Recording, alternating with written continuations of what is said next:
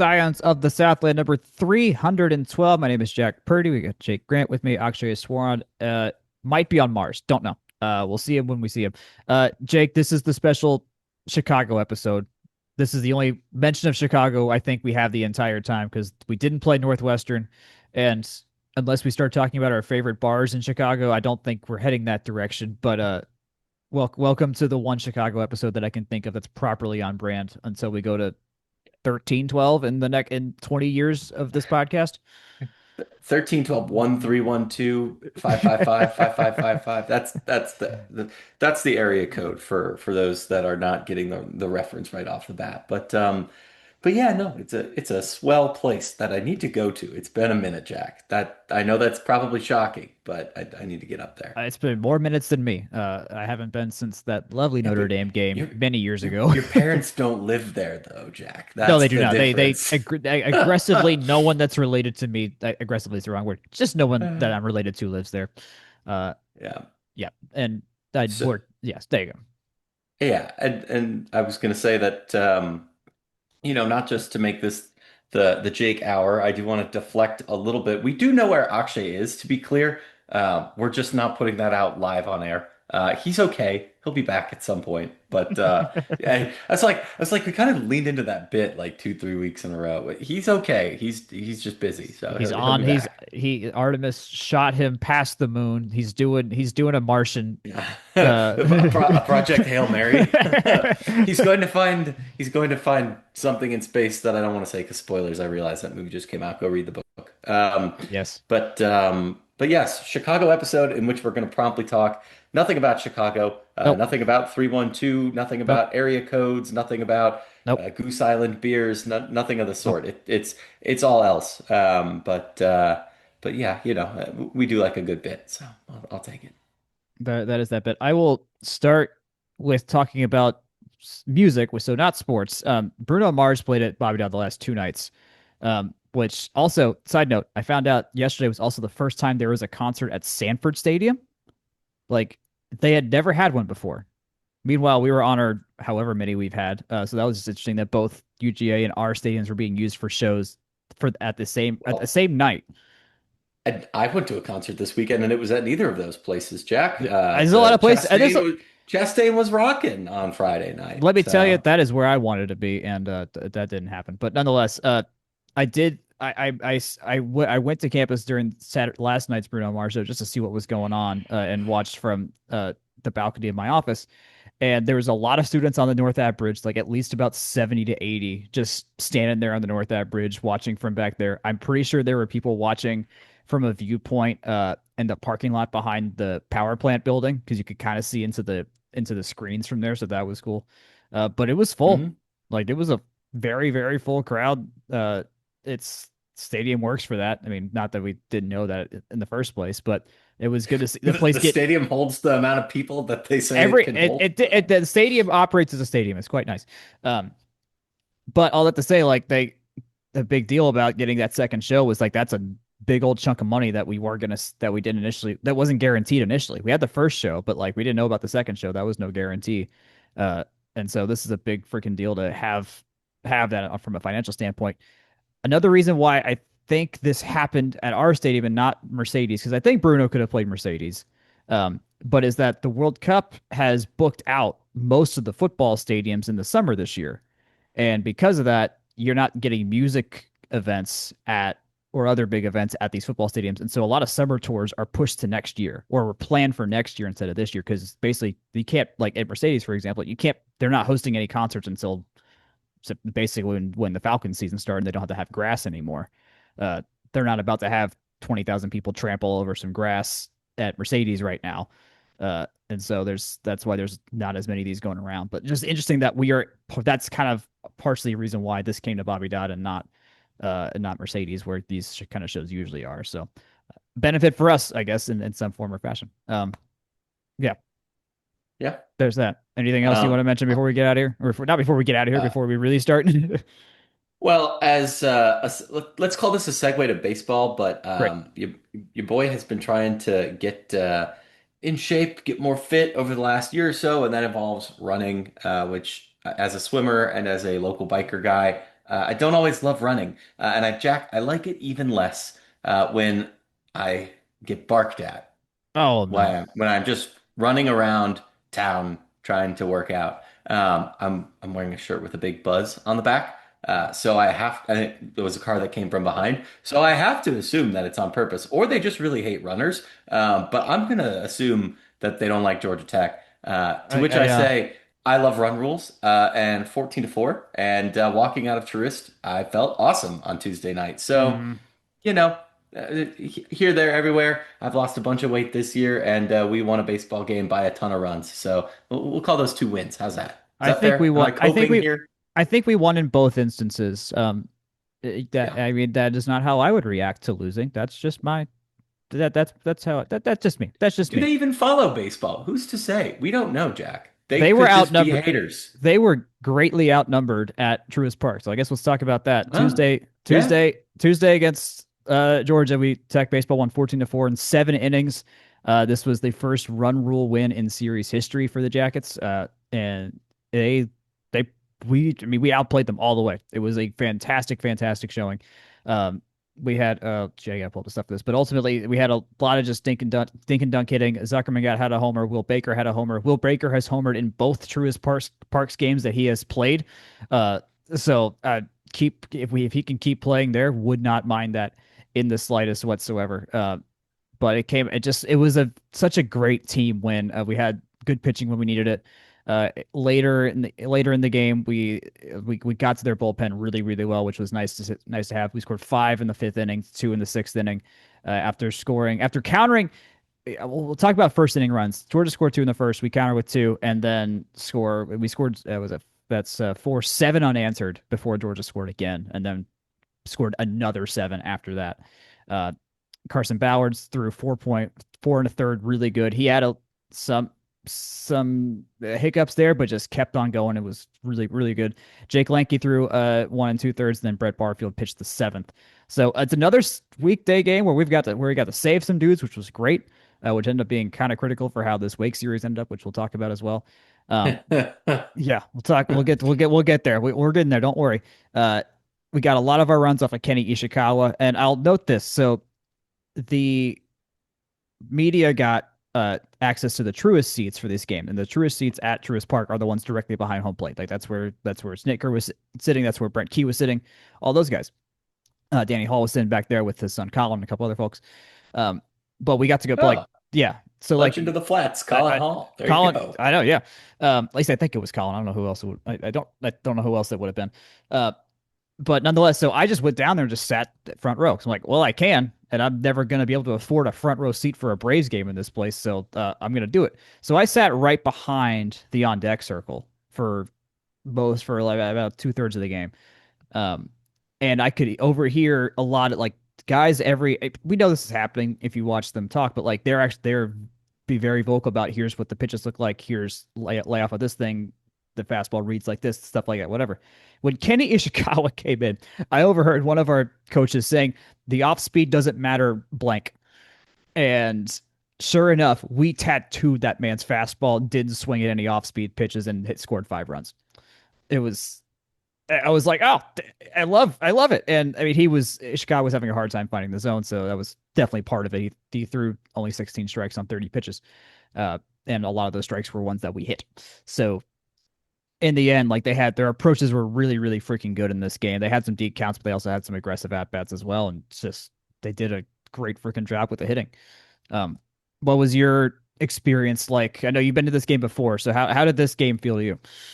Yeah, so I've been to this game a handful of times. Obviously, they've played it on and off campus at various points. I've been to it at Tech, been to it at SunTrust, because I think it was still called SunTrust in Yeah. 2019, Mm-hmm. or it was not yet hardwired in my brain to call it Truist. I'll probably still call it SunTrust forever. This doesn't Who cares? matter. Bank Field. It was it yes, the battery. We were at the battery. But definitely felt more full than last year. And Jack, honestly, I was surprised that there were only 20,000 people there. Well, That I'll note. said, Yeah, go ahead. I was going to say, that said, a lot of those 20,000 people were Georgia Tech fans to the point where Absolutely. you could see pockets of gold, which in my fan watching experience is like the hardest color to identify pockets of, Mm-hmm. between white, blue, red, black, and Yep. any other that it might have been gray in there. There were pockets of gold on the first base side, which is significant because that's usually Yep. UGA's dugout. And if you're seeing pockets of gold, that means that, at the very least, a plurality of, there Yep. might be a lot of neutrals around, but What and this is saying a people lot turned because out, Jack. this was People the turned first out. this is the first time both teams were ranked in the top five when playing each other too. So we've had both the Mhm. high we've had the in the same athletic season the highest number of wins going into a Tech Georgia football game, and then now the highest ranked Tech Georgia baseball game to have occurred. Now they say I'll just note this: the announced attendance is 20,000. So they aren't hard measuring it by tickets scanned or tickets sold or anything like that. So there is some leeway there. Half the The second deck was full though. That's Like the my fact that it's yeah 20,000 even leads me to believe that somebody was just, because last year was 15,000 even. yeah It say felt yeah like yeah. more of the difference there, but clearly somebody is not counting something I don't know somewhere how with all they that much yeah precision. I So don't know how they count it. Keep in mind this is run by the Children's Healthcare of Atlanta. This is a game for charity. Having a specific attendance number is not anywhere close to an important item for this. But you could observation anyone you'd that was think you'd there. be able to just count the number of Ticketmaster I tickets don't know what sold, I don't but know how much that's info just me. who knows how much infrastructure they've got going on in it. But all that to say, you could, as you mentioned, like you could visibly tell there's a lot more people there because this year the first bowl, the lower bowl, basically completely filled up, and in the middle of the game they started letting people into the second deck on the first base side, and that filled up pretty well as well. Yeah, this was easily a lot more people and a really fun vibe to be at. So if assuming this game happens there next year, absolutely worth going at least once, just to see them play in a big ballpark. And just take. I mean, the fact that we needed a win over Georgia just in general this year in particular. Like it's just Yeah. that we had a dry spell here, and to be able to do it in this dominant a fashion was just so fun to see. Um, yeah, And so and that's again just a point out there. Like I would not have called this year a awesome showing across all fronts when it comes to the rivalry. So yeah, like at least ending on a high note right there. hmm It's never going to be a satisfying thing to like say like, oh yeah, like football's a moral victory. We've had moral victory or at least not crushing loss. Well, 2 years ago was a crushing loss, but you know hmm what I mean? Like that's not what gets written in the record books. You no, add another one to the loss column and in the yeah, record books when stuff like this happens. yeah, Women's and men's basketball come to mind, tennis, even softball, hmm close but no cigar. Like yeah. you gotta get one. Off the top of my head, this might be literally the only one. Now Yeah, the because volleyball. volleyball didn't No, win this year. volleyball lost. We lost them That in the was Camish. awful. Yeah, That was it yeah, was I a remember terrible that night. now. It was a really bad night. Yeah. We were uh, there.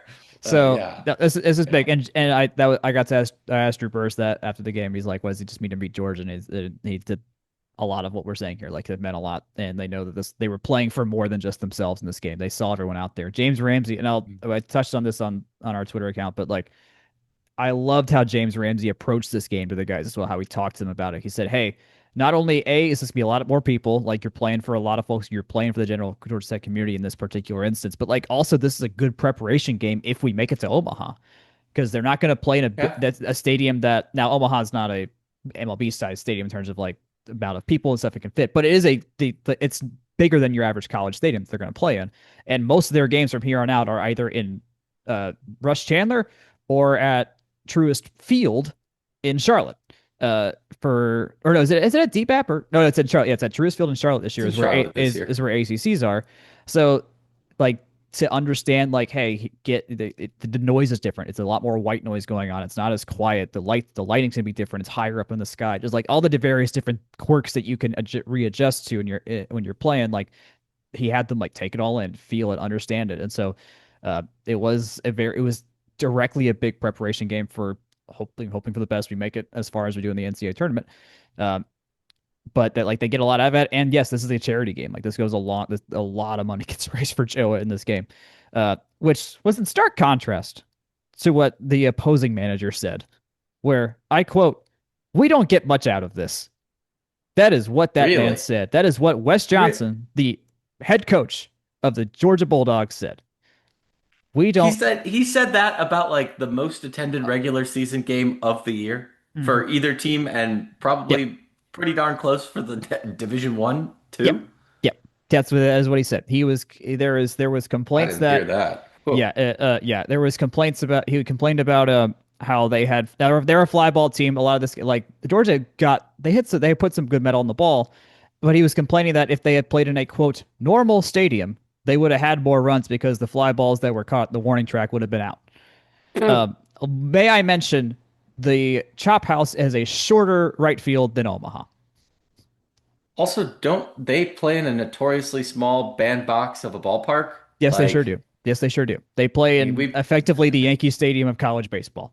Uh, so yeah, it was incredibly. I just say like, dude, it's a charity game. Chill out, whatever. But it's still, if Jack, if he wants to go break off the series, then hey, hey, that's on him. It's fine. clearly not coming from the tech side at No, that point, right? it was Like, just so startling to hear how different the two of them talked about it and how just, I mean, I'm not a college baseball coach. I'm not a college coach in any stretch of the imagination. Neither is Jake. So, like, I don't want to go as far as just, like, put words in their mouth to, like, what you should say in that moment. But it was just, from an observational standpoint, it was just very startling to see how different the reactions were between James and Wes. Um, just yeah. I mean, take for it what you will. But yeah, there's a good AJC article about it, just like how the two of them approach that game and what they think about that game right now. So at least playing it in the context that we do right now, which is a single game over there at Truist. So uh, I don't know if next year we're there again, but otherwise, okay, let's shift to this weekend, which was a very interesting series against Wake Forest. Now, Wake Forest, they're not ranked right now, but they're squarely an at-large bid in the NCAA tournament right now. So yeah. like It's a these are feisty team. it's a good team. This is absolutely a traps in the grand scheme of things coming off of North Carolina and Florida State and Georgia playing 7 games against top 5 teams in our last 8 games. This is totally the kind of like trap series kind of situation that many teams would fall in, not just us. And damn near we almost did. We were so close to completely falling in this trap. We swept the series. We won the first game 6-5 in a nail biter. Won the second game 14-11 in a game that will take up most of the airwaves for the next 10 minutes. And then again today 6-5 again. The Friday game, let's look here. So the Friday game 6-5 when Tate McKee once again has basically never lost on a Friday aside from at North Carolina. He threw 5 innings, which is good. Barfield threw one, but Mason Patel, holy cow, 1 earned run over 3 innings. He needed a lockdown. He did. We had a 6-4 lead into the sixth inning, and he held them to one. He held them to 1 run over 3 innings of pitching. It wasn't our biggest night at the plate. We only had 8 hits, but we left 9 on base. So like we had guys out there. They were getting their chances. But like, Patel needed to do Patel stuff, and he did Patel stuff, which is a big freaking deal and a really good sign right now. Jack, I think before we get too far past it, though, we definitely at least need to mention the Tate McKee struggling in the first inning trend. Well, I think that's in That everybody. I don't think that's concerns just. me. Well, I think it's everybody. Yeah. Uh, I got a note in here. We've allowed runs in the first inning in 9 straight games. Hmm, That is an not everybody ideal. problem. That is an everybody problem. Now, how many of those games have we won? 7. So, yeah, arguably should have been 6 because of game 2. Where in game 2, we didn't have a scheduled starter this week. It wasn't Porter Bursama didn't go so hot against North Carolina and other spots, so he didn't get the start on Saturday. Instead, that start went to Justin Shadek. He only made it 1 out. He allowed 5 runs, recorded 1 out. Jake Lanke comes in, allows 3 more runs over an inning of pitching, and then Caden Campbell comes in, allows 2 more runs, and then so we are down. This is in the third inning. We are down 11-3. Things not going so hot. It looked pretty bad. I tweeted on our account, just rest up the arms. Don't worry about this game. Get them tomorrow. Like it's fine. Uh, but then there was an 80, like, close to 90-minute rain delay because there was just this little storm in Atlanta, but like a lot of it was hitting Rush Chandler. Like where in East Atlanta, where I'm at, there was not much rain at all. Like it was kind of off and on. Nothing that would have stopped a baseball game, but it was consistent and heavy over in Midtown. So they eventually have to stop the game, and it did a full reset on these guys. Dimitri Angelakos goes out there, throws 2 innings of 1 run ball. Then Cooper Underwood, my God, this dude, we knew it was going to be a big deal that we got him as a freshman, and he delivered because he threw 5 innings of shutout ball while we managed to score 11 runs after the rain delay and win the game 14-11. Jack, you know how I know that Georgia Tech baseball has broken contain in Atlanta? How? Is because the restaurant I was at was abuzz with news from this game, Oh, which, hell yeah. mind you, was on ACC Network, but did feature 10 runs for the opposing team in the first two innings and an It sure did. 85-minute rain delay. The Yep. fact that people are just out and about talking about it, like, come on.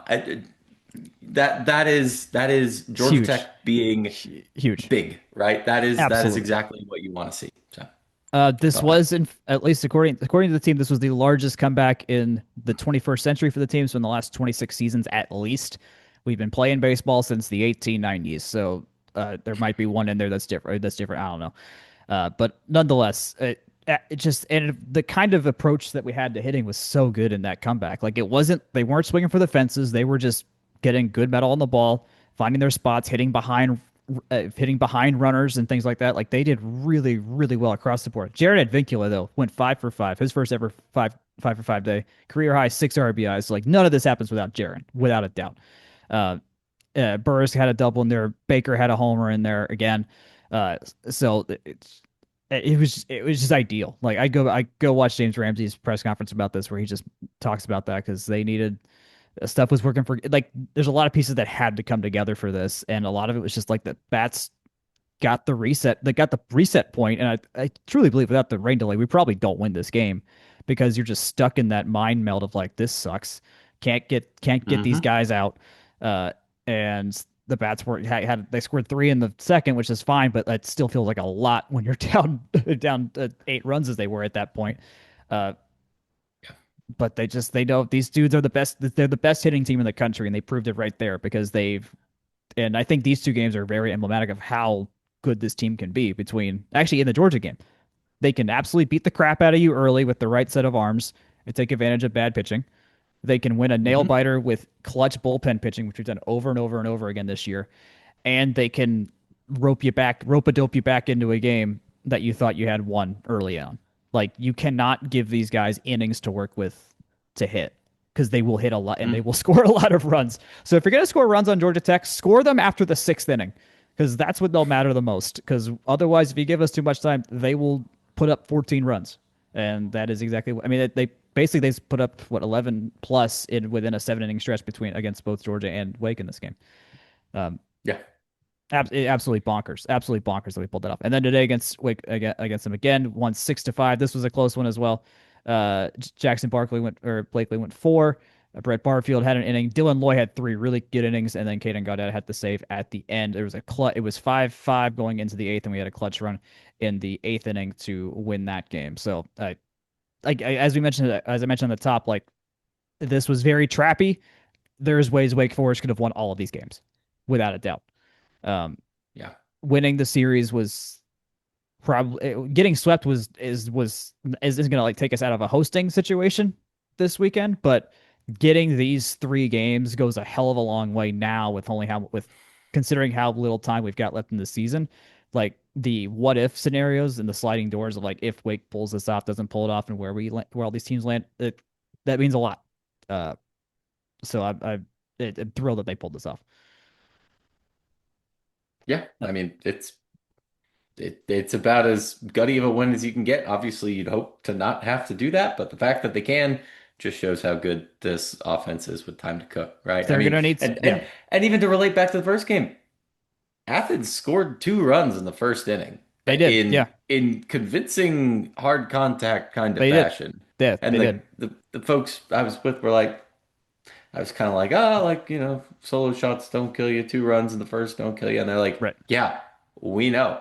And then and then we saw what happened, right? Yeah, This team has, spotted the other team quite a few runs and walked away with 4 wins and what, 28 runs in 4 games to show for themselves. That's yeah, pretty convincing. So yeah. The bullpen, I gotta be there's sorry, a 30. Math sorry, is 30, hard. 30, yeah. Anyways. The bullpen has Nope, just been 40. I lied. I lied. I can't do math. It's end of a long day, right? So it is. The bullpen's been absolutely incredible this past week. I think none of this happens without it's just an absolutely exceptional bullpen performance. We are now at 36-7. This is the best 43 game start in program history. So at least in terms of regular season performance, the team is now tracking for the best in school history. We'll see how far that goes along. We're of course first in the ACC. I believe we have a 2 game gap with North Carolina now, so we bought some space back after losing the series there last weekend, which is a big old deal. We're now first in the Diamond Sports Rankings metrics, and I believe we're still second in pair behind UCLA. We're not going to catch UCLA anytime soon in that. They're going to lose out, and they aren't going to lose out. That's for damn sure. So, yeah. anything else big in the ACC we need to be monitoring as we get closer and closer to Charlotte? Yeah, I mean, around the ACC, UNC's what already been noted, if you will. They had that weird Thursday to Saturday series, so Okay. interested to see after seeing our showing against them in FSU and UNC. I'm gonna keep an eye on that to see if them or Duke have any weird knock-on effects from that coming up this week. In terms of other results, Cal at Miami. Miami won 2 of those games. Miami's 5 back in 5th. Pitt swept UVA. That's Okay, big. Pitt. That was big. Yeah, I mean that's the thing. Is this like middle chunk of the ACC, Jack, middle to bottom, has Mm, been like so dangerous at any given time, and then so confusing otherwise. yeah. Like Yeah. Virginia's a legitimate and well-regarded top 10 team. Yeah, it was at Pitt, and Pitt's no slouch themselves, but No. like they're at 10 and 11 in the ACC. Virginia's at 12 and 12. It just shows that anyone can beat anyone on any given Yep. day. You've got Notre Dame lost the series to BC because I believe BC did come back and win today. Ranked BC by the way, but like Notre Dame was ranked 3 weeks Yep. ago, and they're 19 and 20, 8 and 6 overall. Clemson and Louisville had a rock fight in Louisville between two teams that had fringe Omaha written on them at the beginning of the year. It's been a weird one. And then you got, Virginia Tech, NC State, they're feisty, right? Any team in the Yep. conference at any given time is feisty. And Florida State and Stanford are tied in the top of the eighth. That's lowly 9 and 11 in the ACC, Stanford, and top eight Florida Yeah. State to you. So Yeah. what are we even doing? I don't I even know. know what to do, I right? know. It's crazy. Yeah. So Clemson's now basement of the conference. They're 6-14. Like that is Yeah. two games back of the Irish for worse in the conference. So that's not a good look there. Pitt's sweep does them a lot of good because now they've kind of squarely in that middle. Like they're the top of the teams that have a losing record in conference play. They're like, a couple games back of Virginia, who is in 6th right now. So Uh, we're holding the best win streak in the conference right now at 5 games, and also best conference win streak as well right now with a 4 game win streak.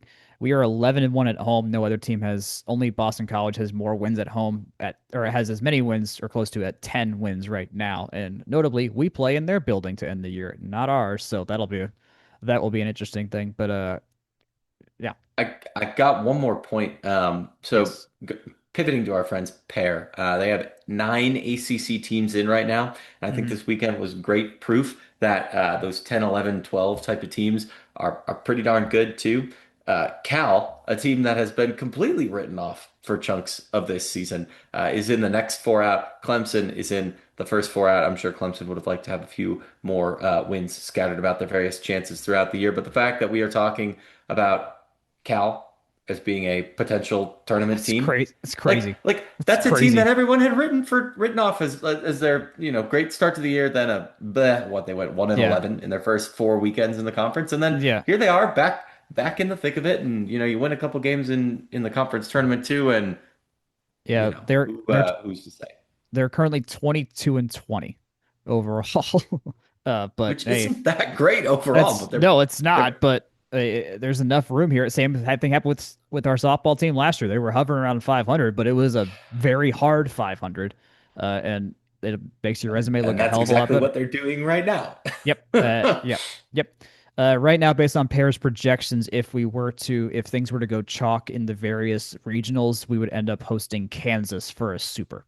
Arkansas is also projected in that one, but Kansas would be the 7 seed right now. So in terms of going to a 2-7 matchup, that's there. Of note, Georgia is an 8. at the moment. So there is a world out there where we end up getting Georgia at home in a super. Well, who knows? There's a lot of baseball still to be played, so who the hell knows? Other teams in that realm, number 9 right now is Oregon State, and then 10 is Nebraska, 6 is Mississippi State. So lots of teams that could still end up here. We'll see how that all goes down.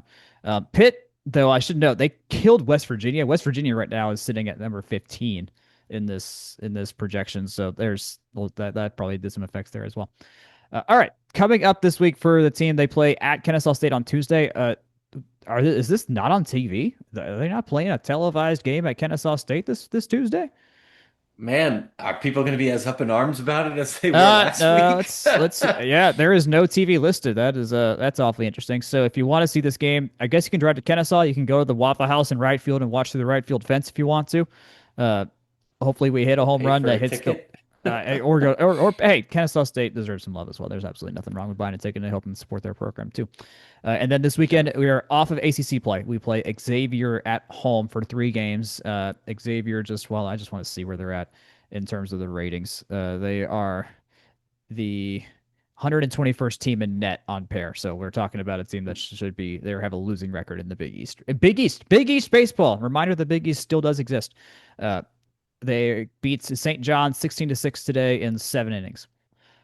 St. John's is 23-19. They're 19-25. So they have played Arkansas this year. They've played Oregon and Oregon State. Yeah, this in theory should be a very, very winnable game.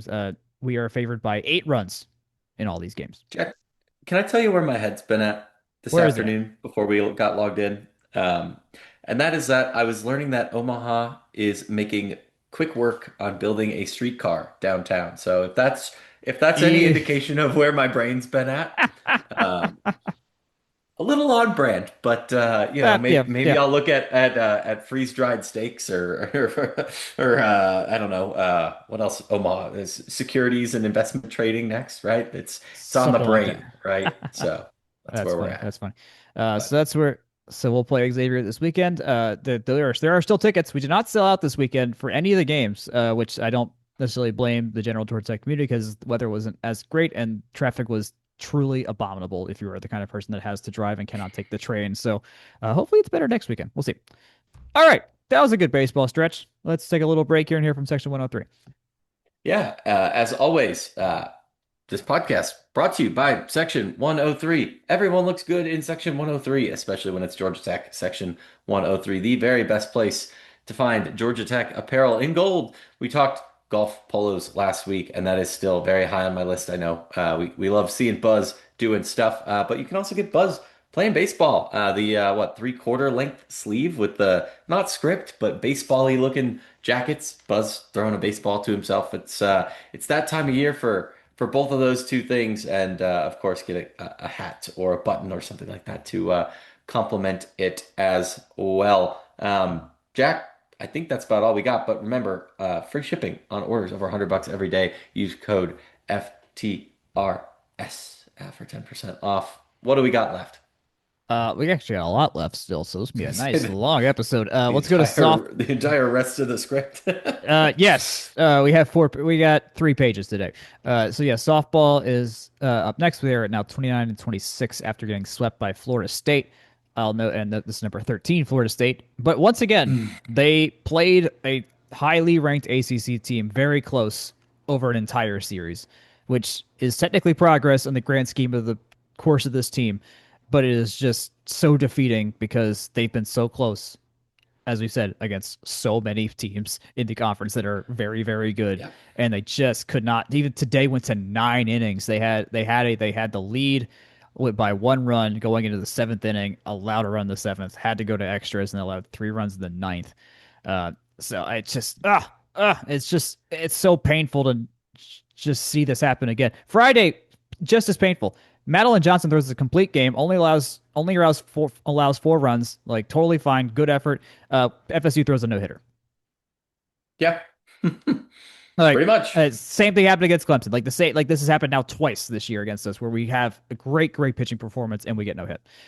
Saturday we had 3 runs in the 5th inning to come back from a 4-0 deficit. Just couldn't pull any more runners across. that both teams had runners on base in the later innings of that game. So that FSU could have scored more runs. We could have scored more runs. It went both ways. But still, man, this just they're so close. They're so close, and they are so close and so far in so many games. Uh, and it's just that was it. Like we have one game left, and we go to the ACC tournament. And so like if they do not have an absolute tear in the ACC tournament, their NCAA tournament situation is looking not as good as it as their raw talent could prove on the field and Yeah, has. and I was gonna say I hate talking for 30 minutes about baseball only to follow up with feeling like I've said all I can say about this softball team already. And Yeah. because it's not fair, right? They No, it's deserve not. Yeah. more of a shine than what they're about to get right now, even though they're not a, Yeah. top. Baseball's one in DSR, but this is not a baseball segment, so I'm gonna pivot. And Jack, that is that we're at the point of the year when all the metrics have basically converged. You can have issues Yep. with RPI. Many wise people have issues with RPI. Yep. But Georgia Tech is sitting at 42nd. They're at 44th in pair. Everyone left, right, and center is going to have some similar convergence to softball. And I'm stalling just because I want to check Massey at this point. Oh, what do you know? Massey has softball at 44, right? There They're you go. they're Yep. they're in that just last bucket of teams, right? And this is this Yep. is a this is a I'm trying to find the overtime RPI ranking because as much as I love pair, I don't think they put out the like day over day change in what that RPI. Okay, there we go. Tech's RPI had just inflated little by little by little throughout the Hmm. conference season, and that's because we saw them get just one or two games not enough. The sweep by Louisville was tough. The Hmm. sweep by Duke was tough, but Yep. right, they're just inching ever higher, and then great weekend, great showing against Virginia Tech brought Yep. them right back into that range to be a team left on the cutting room floor unless they get lucky in how metrics are looked at, unless they get a couple games at the ACC. I shouldn't say get lucky in how metrics are looked at. In case their adequately challenging strength of schedule is acknowledged. Maybe that's Yep. a Yep. is that a more fair way to put that, right? And Sure. and Yeah. and I think about the question you asked a couple weeks ago all the time. Like literally the first thought on my head, out of my head is like, would you change a request and how this team got scheduled? And the Yep. answer is no, because Yep. they had a really tough ACC draw. They got just about every team that's going to be tournament caliber, and Yeah. then you're not going to get that every year. So No. you kind of want this caliber in the non-con, and Yeah. I think the if you look at the NCAA nitty-gritty, they'll give their estimates for conference and non-con strength of schedule. Like there's ways to get at that. Like it was only 58th, their non-con strength of schedule, right? They weren't necessarily, all gas, no brakes in that. Yeah. And And some of that's this is partially just just what due to happens.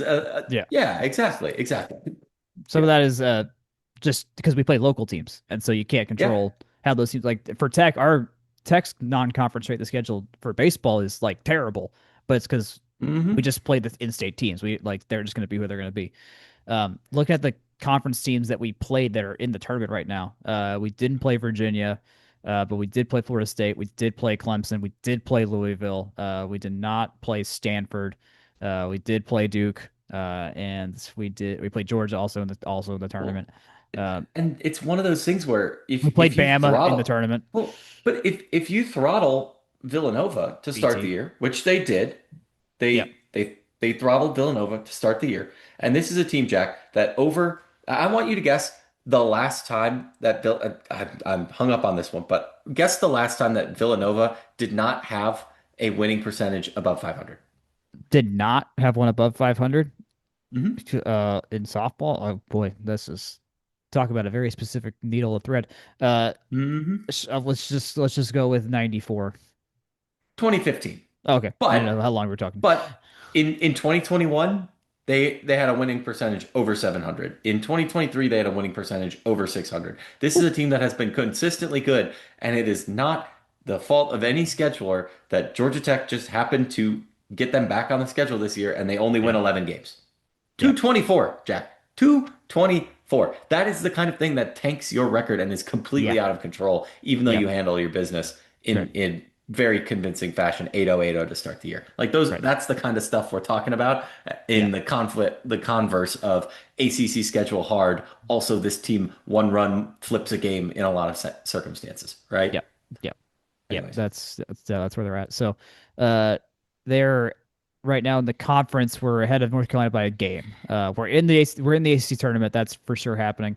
There's one good. more weekend of games left, and North Carolina, they are done. They're at 9-15, so they're done. Notre Dame, I believe, is done as well, ahead of us at 11-13. So that's all that's left. We should probably check the actual just general ACC softball schedule just to make sure we're not missing anything else. Because it would be I interesting how many games are possibly are still to go. Uh, Well, and I feel like Tech usually winds up with this 1 week before the rest of the slate finishing up, and that has yeah. to be a deliberate design. It's something that I would love to ask if that's done on purpose because like it seems like just Uh, about every year the end of the year sneaks up on us and it's like, oh, like because as is very well known, I come from a softball playing family. Like hmm there have been years where that team that we're not going to talk about has like sprinted through airports to make connections to get to the ACC tournament. And like Georgia hmm Tech is never playing that weekend, right? And granted, that's Well, just 4 years of me thinking about it, but like, that's true. Well, it's partially answer our eh, question here. Only 8 ACC teams have conference games next weekend. Virginia yeah, Tech plays Syracuse, Florida State plays Boston College, cold, Cal plays Pitt, cold, and Louisville cold, plays NC State. Stanford has coldish. a Stanford has a game against Sacramento State on Friday. Notre Dame will have a game against DePaul on Wednesday. Florida State plays Florida on Tuesday for a hell of a midweek there. Our only midweek and our only game left is against Furman on Tuesday, Which and that that is was at supposed to be home. last week, wasn't it? I swear that was Yes, supposed to be yes, that last was week. yes. They were supposed to play last week. There were wildfires in South Georgia, and the smoke was pretty bad here in Atlanta Yeah, that day, and so they decided to punt the game a week just to make sure there was better air quality. So totally fine. And I mean, I don't think it really matters to them whatsoever. Like, hey, they were going to play on a Tuesday, or they're going to play another Tuesday, whatever. Uh, so yeah, most of the conference is done. So basically, what that means with it doesn't I don't think that affects most of our situation with the conference. Yeah, Pitt could catch us. That's the only thing. If Pitt sweeps, they get to 10-14. And I don't believe we did not play Pitt this year. So I don't know where that tiebreaker goes or how that pans out. Uh, so that's the only thing to kind of keep eyes on. But outside of that, like we're pretty squarely where we are in 1, 2, 3, 4, 5, 6, 7, 8, ninth in the conference. And at the moment, with the conference championships, that would put us that would put us in the let's see here. How does the tournament work out? As the 9 seed, I guess we would play the 8 in the first round. Am I correct in that? Yes, we would play the 8 seed in that regard. It would be the first game of the day, and that would be against Notre Dame. So that's not the worst. That is a winnable game. We know we can beat them. If we win that game, we would play the number 1 seed in the tournament, which at the moment is Florida State, who we nearly beat twice this series. So all in all, like there is a kind of sort of path toward some serious stock raising in the ACC tournament. These are just single game situations though, so like that doesn't help instead of like having like 2 or 3 games to go against a team that's not like round robin double elimination kind of thingy going on. But all that to say, there is a world where this team can make a semi, and who knows what happens from there on. But there's a lot of work to be done. But they have, at least for my money, have proven that they can put up plenty good of a fight. And we swept Notre Dame this year. Should note that. So like yeah, they have put up plenty of a fight to, in a single game context, have a shot to beat just about anybody in the conference. It's just a matter of just getting that one extra run, holding back that one extra run, which we were able to do against Clemson that first time we beat them. We were able to do that against Virginia Tech in the 2 games that we beat them at. So it's doable. We've done it away from home critically. And that's where this. I mean, this is where is the ACC tournament this year? It is in I like knew, but then I forgot. it How's is in that? Charlottesville. So it is in Charlottesville, Virginia, at Palmer Park. So that's where that is. So we'll see. We'll see. I would not. I don't even want to put a prediction into the wind of like how they're going to do in this tournament because there's so many things that can happen with the current state of this team. But they at least have enough guns and arms and hitting to make a run, make a dark horse run if things work out. Yeah, I agree. A win or two, a win must. Two Yes. wins would be really nice. The two wins. If you could beat Florida State, oh boy, Yeah. you're sitting real pretty in And terms and of they showed they can hang with them, right? right. Yeah, Like absolutely, here we absolutely. are. And from then on, we don't play the two. We would play if things go chalk. I'm just playing this out just for the sake of the audience. If that goes chalk, we'd play Stanford in the semifinal, and then you'd assume you'd play the number two seed, which would be Duke. So the chalk scenario is Florida State, Stanford, Duke. No, Notre Dame, Florida State, Stanford, Duke would be that string of opponents. Easy. Easy Yeah, I peasy. don't see any problem with that whatsoever. I think they, yeah, mercy rule every game. Totally. Let's do that. So hopefully Yeah. things work out for Eileen Morales and that squad. All right. Golf. They had ACCs this weekend as well. They made it into the quarterfinals and they lost to Florida State 3-2. So sad. So sad. Let me look at I got to find the right matches here. Where the hell is it? Anyways, but yeah, lost 3-2 to Florida State. Not what we were hoping for, of course. But this was a tough. I think just even getting into like the match play part was probably somewhat of a success. We were in that top. We were one of the better ACC teams, but they hadn't really done much match play this year, and so getting that was big. Hiroshi Tai and Kale Fontenot were the guys that won in that match against Florida State, and then Albert Hansen, Aiden Tran, and Ben Reuter were the ones that lost, sadly. So they'll see where they go for NCAA regionals. We don't know. There's 6 sites out there, so we don't know particularly where they're going to go. There's usually something close to the Southeast because most of the Southeast teams are really freaking good, so they shouldn't be traveling that far for a regional. Assuming they get landed, they'll land in one. They're still ranked 21st in the country, so there's no way they're not going to make one. So I just seeing Hiroshi win his match play was good. Like I did like that because he's going to need to be the guy for that. Okay, I got the results here. Albert Hansen lost 3-1 to Jake Whaley. Kale Fontenot won 1-up. Hiroshi won 2-1, and then our last two matches were 2-1 losses. So this was close. Like this was not. No one got blown out Yeah. whatsoever. So they've got at least that's a good thing to see just in terms of just like okay in this situation can they pull one out? Probably can. Just don't play Auburn or Texas, in which case assume we're going to lose 7 down in every match because those guys are stupid good. Yeah. Okay. Anything there before we move on? Not too much, Jack. Not too much. Well, and then we'll talk about track and field. We were at the Penn Relays. I know we talked about this last week as this is a cool place to go. And we got a program record set in the building out there in Pennsylvania. Taylor Wade set the program record in the 5,000 meters by 7 seconds. It was a 13:47 ran by Andrew Kent back in 2021, and Taylor ran it in 13:40. 0.71 seconds. He was very, very fast in that, so that's really cool to see. Lottie Chappell ran the second fastest 1500 time for the women in program history. She was 1900ths off the program record. So they got more chances to run. So I think that record is not going to last at all by the time the season's over. And then we won the DMR, the men's distance relay, which had Alexander Arambide, Caden Terrell, Cameron Kennedy, and John Jessup in that. So an actual event win in a big thing in a And, semi-nationwide tournament. That's pretty nice. and so, oh my gosh, not consonants. Repeating letters. Alexander RMB Cameron Yes. Kennedy, John Jessup. Yes. You Come know the on, come word. on, come on, I'm, Tate. I, I don't know. Yes, it's somewhere in there. yes, I Uh, like that. I like winning and I like weird word stuff. So there we go. There we go. K- Caden Terrell needed to be Taden Terrell, or I don't know what, something different for Caden just for the Carroll. something. Yeah, there you go. That's what it should have been. So, they got one more event coming up in the regular stretch of things out at Athens next weekend at the Torrin Lawrence Memorial. And then there is Classic. we mentioned the Emory Twilight meet that's happening next week if you want to go watch them run at Emory. And then ACC Outdoors are at Lexington, Kentucky. Actually, Hmm. they would have, for those that outdoors are in Louisville, and then the first regional for NCAA championships is in Lexington. So there's gonna be some folks that I assume are gonna run in Kentucky twice Hmm. Hmm. before hopefully someone makes it to Eugene. I don't know if we're actually gonna get anyone to Eugene, but it'd be cool if we did.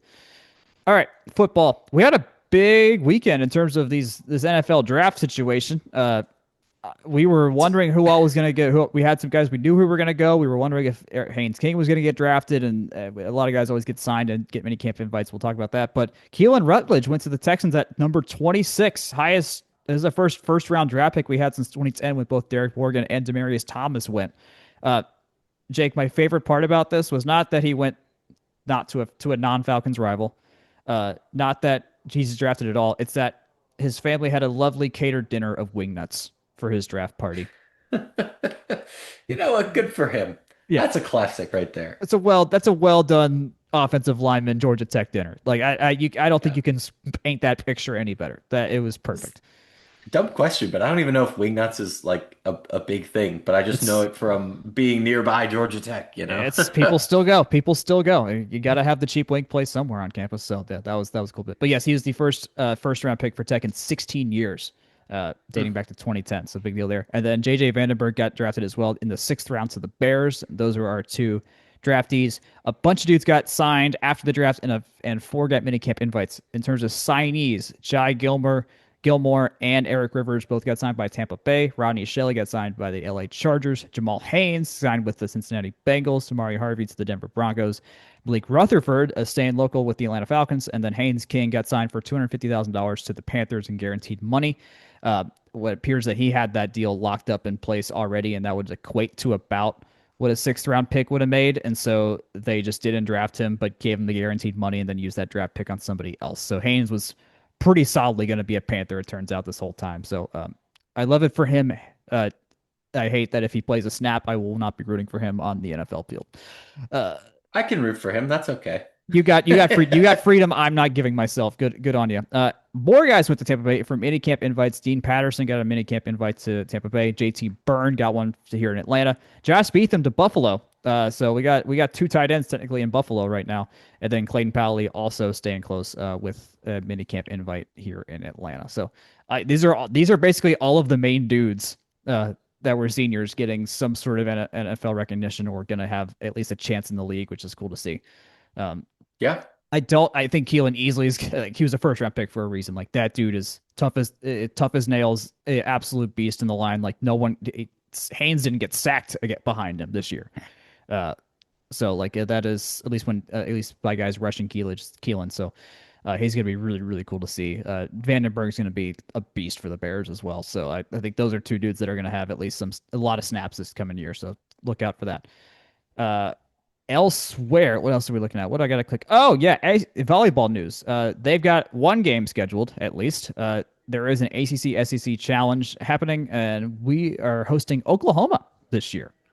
Uh, I like that. yeah, It's always good to see. And it's kind of different too. You know, I know that I'm still not used to them being in the SEC, candidly. But same. good program. Get him on the schedule. More power to him.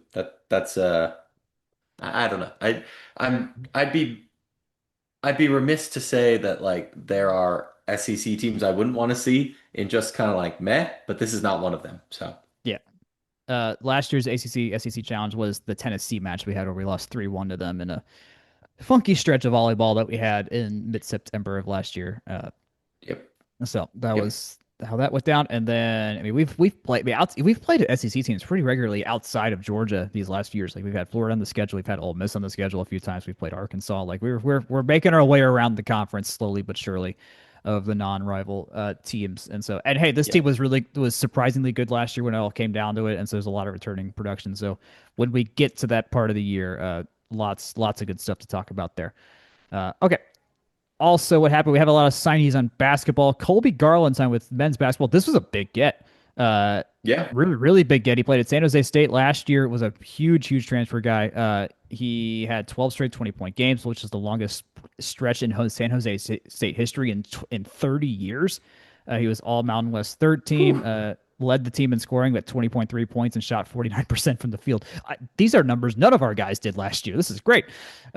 He played in 29 games, started 27 of them. Team high 134 assists. Like this is a very nice kid. Yeah. Absolutely needed anyone that could just be competent. That's as what I don't want to be that sad about it, but that's just where we were. Other guys that have committed are Caden Bailey out of Irvine, California. We kept Mo Diop from Overtime Elite. Tyler Jordan's another one from Milledgeville. Victor Valdez, who was a Troy transfer, and Nasir Whitlock from Lehigh. So big, very good gets there. Very happy to see him in. Women's basketball had a bunch of names. Kendall Walker was one. She comes in from Maryland, so that's an interesting bit of getting a Maryland transfer from where Karen Blair used to coach. Jordan O'Day is another one as well. She's transferring in from Michigan State. And then Sophie Munoz is our last transfer we've got. Or is he transfer? Yes, transfer. She came in from, where was she at? How am I missing this? UAB, UAB, UAB. Okay. That's where she came from. UAB. Yeah. And then I believe volleyball also had a signing as well from a setter from France, if I am not mistaken. Uh,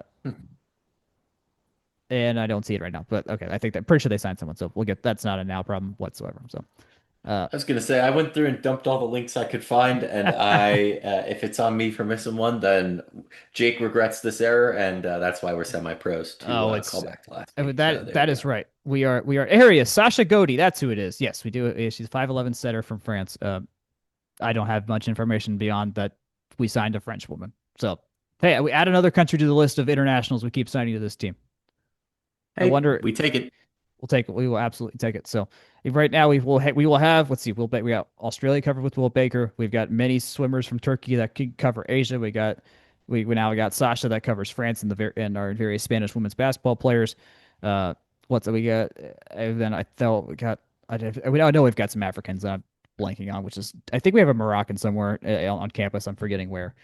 Uh, but nonetheless, we cover the globe. Jackets cover the globe. That's the point there. So, all right. Yeah. Did we miss anything? Have we done it? Have we completed the Nah. Chicago? We've Chicago the Chicago episode.